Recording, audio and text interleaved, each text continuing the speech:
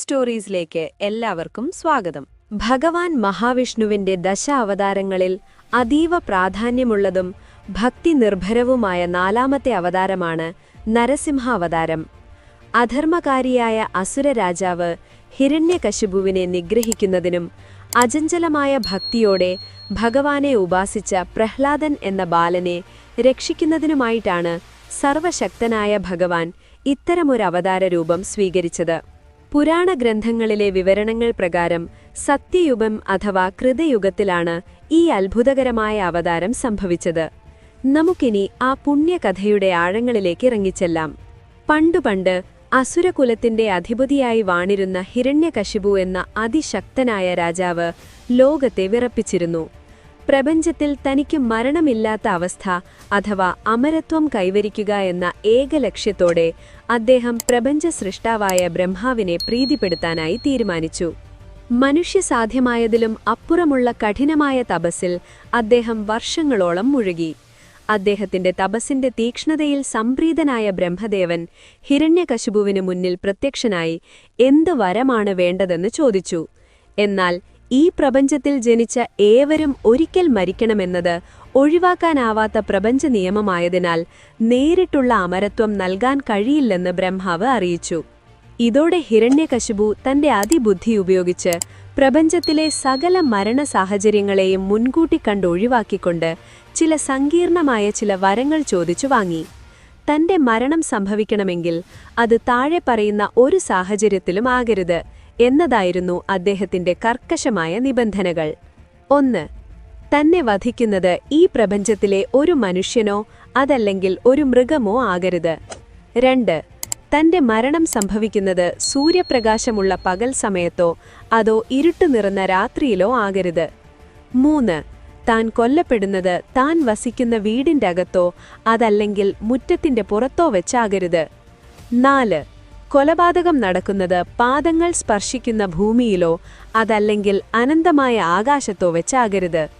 ഒടുവിലായി തന്നെ വധിക്കാൻ മനുഷ്യനിർമ്മിതമോ പ്രകൃതിദത്തമോ ആയ യാതൊരുവിധ ആയുധങ്ങളും ഉപയോഗിക്കരുത്. ഇത്രയും സുരക്ഷിതമായ വരങ്ങൾ ലഭിച്ചതോടെ തനിക്കിനി ഈ ലോകത്ത് ഒരിക്കലും മരണം സംഭവിക്കില്ലെന്ന് ആ അസുരരാജാവ് അഹങ്കാരത്തോടെ ഉറച്ചു വിശ്വസിച്ചു. പ്രപഞ്ചത്തിലെ സകല നിയമങ്ങൾക്കും അതീതനാണ് താനെന്നും താനാണ് ആരാധിക്കപ്പെടേണ്ട യഥാർത്ഥ ദൈവമെന്നും അദ്ദേഹം പ്രഖ്യാപിച്ചു. ഈ അമിതമായ ആത്മവിശ്വാസത്തിലും അധികാരഗർവിലും അന്ധനായ ഹിരണ്യകശിപു ലോകത്തെ മുഴുവൻ ഭീതിയിലാഴ്ത്തുകയും സാധുക്കളായ ജനങ്ങളെയും ദേവന്മാരെയും ഒരുപോലെ പീഡിപ്പിക്കുകയും ചെയ്തു. അഹങ്കാരിയായ ഹിരണ്യകശിപുവിന്റെ വംശത്തിൽ ജനിച്ചെങ്കിലും അദ്ദേഹത്തിന്റെ പുത്രനായ പ്രഹ്ലാദൻ തന്റെ സ്വഭാവഗുണങ്ങൾ കൊണ്ടും ചിന്താഗതി കൊണ്ടും പിതാവിൽ നിന്ന് തികച്ചും വ്യത്യസ്തനായിരുന്നു. തന്റെ ജനനം മുതൽക്കേ പ്രഹ്ലാദന്റെ ഉള്ളിൽ ഭഗവാൻ മഹാവിഷ്ണുവിനോടുള്ള പരമമായ ഭക്തി അലിഞ്ഞു ചേർന്നിരുന്നു. അസുലകുലത്തിന്റെ അധർമ്മചിന്തകളും പിതാവിന്റെ ഗർവം നിറഞ്ഞ അന്തരീക്ഷത്തിൽ വളർന്നിട്ടും പ്രഹ്ലാദന്റെ മനസ്സിൽ നാരായണനോടുള്ള അനുരാഗവും വിശ്വാസവും ആഴത്തിൽ വേരുറച്ചിരുന്നു.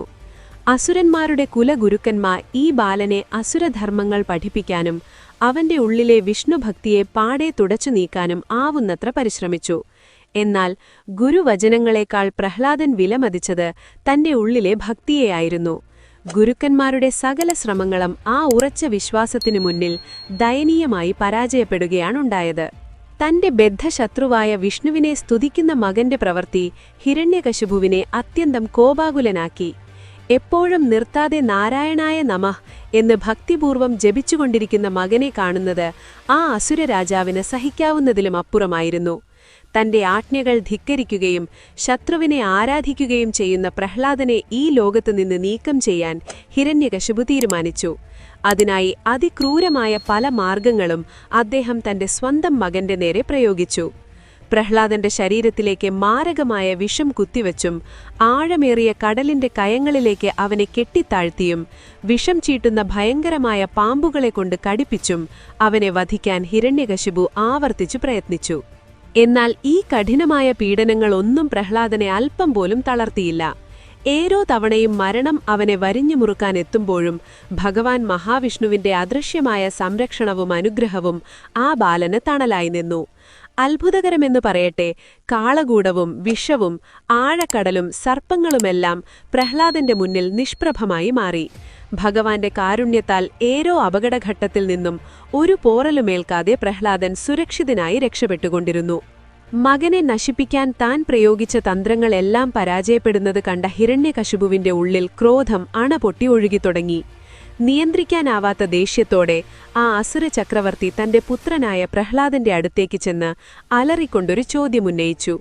നീ രാത്രിയെന്നോ പകലെന്നോ ഇല്ലാതെ ഭക്തിയോടെ വിളിച്ചുകൊണ്ടിരിക്കുന്ന നിന്റെ ആ വിഷ്ണു യഥാർത്ഥത്തിൽ എവിടെയാണിരിക്കുന്നത്? അവനെ എനിക്ക് കാട്ടിത്തരുക. പിതാവിന്റെ ഈ ക്രുദ്ധമായ ചോദ്യത്തിനു മുന്നിൽ അല്പം പോലും പതറാതെ ശാന്തതയോടെയും അചഞ്ചലമായ വിശ്വാസത്തോടെയും പ്രഹ്ലാദൻ മറുപടി പറഞ്ഞു. പ്രപഞ്ചത്തിന്റെ നാഥനായ ഭഗവാൻ ഇല്ലാത്ത ഒരിടം പോലുമില്ലെന്നും അവിടുന്ന് ഈ കൊട്ടാരത്തിലെ ഓരോ തൂണിലും അതിസൂക്ഷ്മമായ തുരുമ്പിലും തുടങ്ങി പ്രപഞ്ചത്തിലെ സർവ്വചരാചരങ്ങളിലും ഒരുപോലെ വസിക്കുന്നുണ്ടെന്നും ആ ബാലൻ ഉറച്ചു പറഞ്ഞു. പ്രഹ്ലാദന്റെ ഈ വാക്കുകൾ കേട്ട ഹിരണ്യകശിപു പരിഹാസത്തോടെ അത്യുച്ചത്തിൽ പൊട്ടിച്ചിരിച്ചു. നിന്റെ ദൈവം എല്ലായിടത്തുമുണ്ടെങ്കിൽ എന്റെ കൊട്ടാരത്തിൽ നിൽക്കുന്ന ഈ കൽത്തൂണിനുള്ളിലും അവൻ ഉണ്ടാകണമല്ലോ എന്ന് പരിഹാസിച്ചുകൊണ്ട് അദ്ദേഹം തന്റെ വെല്ലുവിളി ഉയർത്തി. തന്റെ സർവ്വ ആയുധ പ്രഹാരശേഷിയോടെ ഹിരണ്യകശിപു കൊട്ടാരത്തിലെ ആ കൽത്തൂൺ ശക്തമായി അടിച്ചു തകർത്തു. ആ നിമിഷം പ്രപഞ്ചത്തെ മുഴുവൻ നടുക്കിക്കൊണ്ട് അത്യന്തം ഭയങ്കരമായൊരു ഗർജനം അവിടെ മുഴങ്ങിക്കേട്ടു. തകർന്നുവീണ കൽത്തൂണിനുള്ളിൽ നിന്നും അത്യന്തം ഭയങ്കരവും എന്നാൽ ദിവ്യവുമായ ഒരു രൂപം വെളിപ്പെട്ടു. പകുതി ഭാഗം മനുഷ്യന്റെ ശരീരവും ബാക്കി പകുതി ഭാഗം സിംഹത്തിന്റെ തലയും നഖങ്ങളും ചേർന്ന രൂപത്തിൽ ഭഗവാൻ മഹാവിഷ്ണു നരസിംഹമൂർത്തിയായി ഹിരണ്യകശിപുവിന്റെ മുന്നിൽ പ്രത്യക്ഷനായി.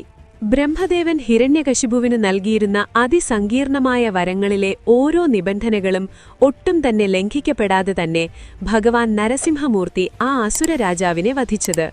ഹിരണ്യകശിപു തന്റെ ബുദ്ധിശക്തിയാൽ പടുത്തുയർത്തിയ സുരക്ഷാ കവചങ്ങളെ ഭഗവാൻ തന്റെ അവതാരലീലയിലൂടെ മറികടന്നത് ഇപ്രകാരമാണ്.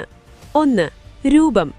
തന്നെ വധിക്കുന്നത് ഒരു മനുഷ്യനോ അതല്ലെങ്കിൽ ഒരു മൃഗമോ ആകരുത് എന്നതായിരുന്നു ഹിരണ്യകശിപുവിന്റെ പ്രധാന നിബന്ധന. ഇത് പാലിക്കുന്നതിനായി ഭഗവാൻ സ്വീകരിച്ചത് പകുതി ഭാഗം മനുഷ്യന്റേതും ശിരസ്സും നഖങ്ങളും സിംഹത്തിന്റേതുമായ ഒരു സവിശേഷ രൂപമായിരുന്നു. ഇത് പൂർണ്ണമായും ഒരു മനുഷ്യനുമല്ലാത്ത എന്നാൽ കേവലം ഒരു മൃഗവുമല്ലാത്ത നരസിംഹരൂപമായിരുന്നു. സമയം. തനിക്ക് മരണം സംഭവിക്കുന്നത് പകലിലോ രാത്രിയിലോ ആകരുത് എന്ന വരത്തെ മാനിച്ചുകൊണ്ട് പകൽ വെളിച്ചം അവസാനിക്കുകയും രാത്രിയുടെ ഇരുട്ട് പൂർണ്ണമായും പടരാതെയും നിൽക്കുന്ന സന്ധ്യാസമയത്താണ് ഭഗവാൻ അസുരനെ നേരിട്ടത്. 3. സ്ഥലം. തന്റെ മരണം വീടിന്റെ അകത്തോ അതല്ലെങ്കിൽ പുറത്തോ വെച്ചാകരുത് എന്നതായിരുന്നു അസുരരാജാവിന്റെ മറ്റൊരാവശ്യം. അതിനാൽ ഭഗവാൻ ഹിരണ്യകശിപുവിനെ കൊട്ടാരത്തിന്റെ ഉമ്രപ്പടിയിലേക്ക് അഥവാ വാതിൽക്കൽ കൊണ്ടുപോയി. ഇത് വീടിന്റെ ഉള്ളിലെ മുറികൾക്കകത്തോ അതല്ലെങ്കിൽ മുറ്റത്തിന്റെ പുറത്തോ അല്ലാത്ത ഒരു സന്ധികാല സ്ഥലമായിരുന്നു. 4. സ്ഥാനം. ഭൂമിയിലോ അതല്ലെങ്കിൽ ആകാശത്തോ വെച്ച് താൻ കൊല്ലപ്പെടരുത് എന്നതുകൊണ്ട് ഭഗവാൻ ഹിരണ്യകശിപുവിനെ തന്റെ മടിയിൽ കിടത്തിയാണ് വധിച്ചത്. ഇത് ഭൂമിയിൽ സ്പർശിക്കാത്തതും എന്നാൽ ആകാശത്ത് സ്ഥിതി ചെയ്യാത്തതുമായ ഒരു സ്ഥാനമായിരുന്നു. ഒടുവിലായി തന്നെ വധിക്കാൻ മനുഷ്യനിർമ്മിതമോ പ്രകൃതിദത്തമോ ആയ യാതൊരുവിധ ആയുധങ്ങളും ഉപയോഗിക്കരുത്. ഇത്തരത്തിൽ ബ്രഹ്മാവിന്റെ വരങ്ങളിലെ വ്യവസ്ഥകൾ ഒന്നും തന്നെ തെറ്റിക്കാതെ ഭഗവാൻ നരസിംഹമൂർത്തി ഹിരണ്യകശിപുവിന്റെ മാറിടം തന്റെ നഖങ്ങൾ കൊണ്ട് പിളർന്നു. ആ ക്രൂരനായ അസുരന്റെ അന്ത്യം കുറിച്ചതിലൂടെ ലോകത്തെ മുഴുവൻ അധർമ്മത്തിന്റെ പിടികളിൽ നിന്നും പീഡനങ്ങളിൽ നിന്നും ഭഗവാൻ രക്ഷിച്ചു. അസുരവധത്തിന് ശേഷവും ഭഗവാന്റെ ക്രോധം ഒടുങ്ങിയില്ല. അവിടുത്തെ ഭയങ്കരമായ രൂപം കണ്ട് സകല ലോകങ്ങളും ഭയന്നു വിറച്ചു.